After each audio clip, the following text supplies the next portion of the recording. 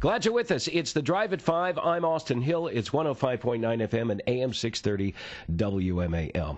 You've probably heard these radio commercials during the Rush Limbaugh program. They're actually airing in national and local talk shows all over the country, actually. They say, America is ailing, and then they say, paging Dr. Ben Carson. That, of course, is brought to bear by a group that's trying to draft Dr. Ben Carson to run for the presidency. You're probably very familiar with his professional background. Recently retired as the director of pediatric neurosurgery at Johns Hopkins Hospital after a groundbreaking medical career of more than 35 years. He's also the author of a book that's well on its way to becoming a bestseller, One Nation. Would you please welcome our next guest? He's on the guest line now.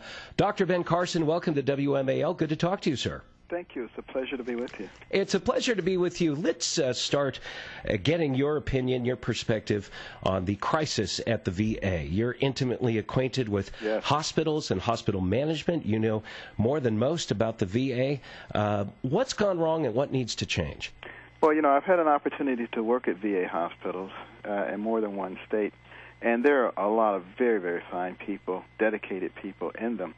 The problem is there's too many layers of bureaucrats between the patients and those very fine people, and it results in an incredibly inefficient system, and it is extremely unfair to such deserving individuals.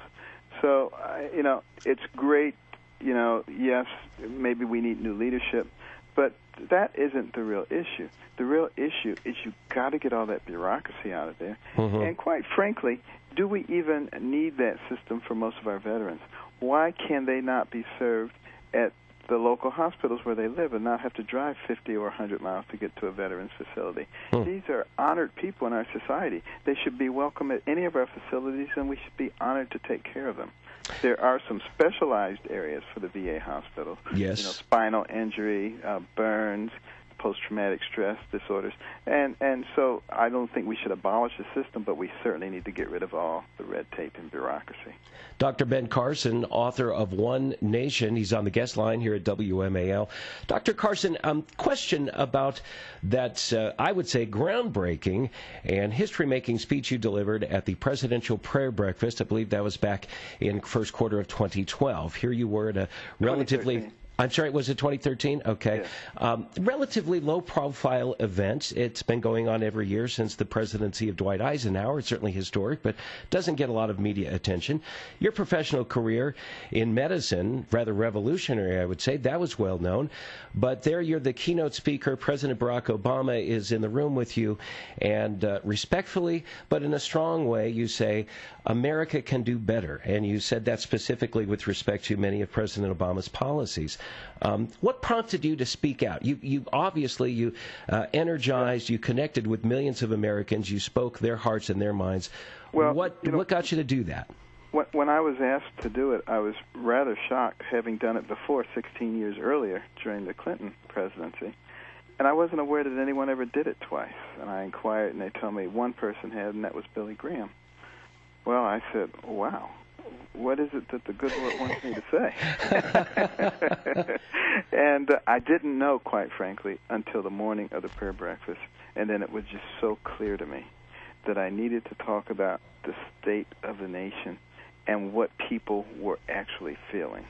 Because I've been doing public speaking for 20 years, and I get to talk to a lot of people. Mm-hmm. I said, I'm going to talk about what people talk to me about. And I didn't know that it would resonate to the degree that it did. It was absolutely unbelievable, the response. And it still is everywhere we go. I'm in 4 or 5 states each week.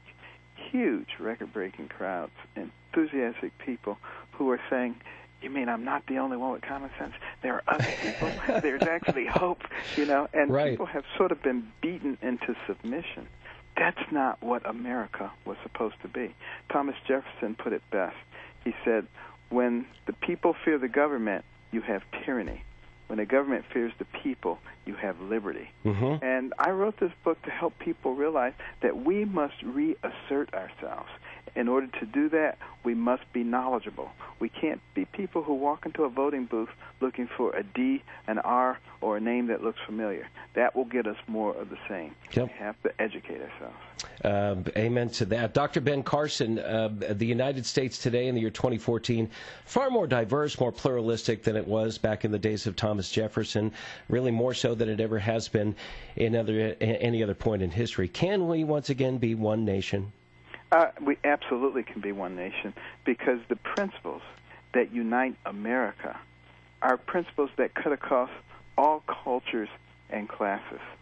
And we need to once again begin to live those principles. When we say the Pledge of Allegiance and we say one nation under God, indivisible, with liberty and justice for all, those are just words now. They don't mean anything. Right. We're not one nation. We're trying to kick God out. You know, we select certain people to be our favorites, and we pick and choose the laws that we want to. I mean, it makes a complete farce out of what we say. Dr. Ben Carson, I have only a few seconds left. I would be remiss if I didn't ask, are you running for the presidency?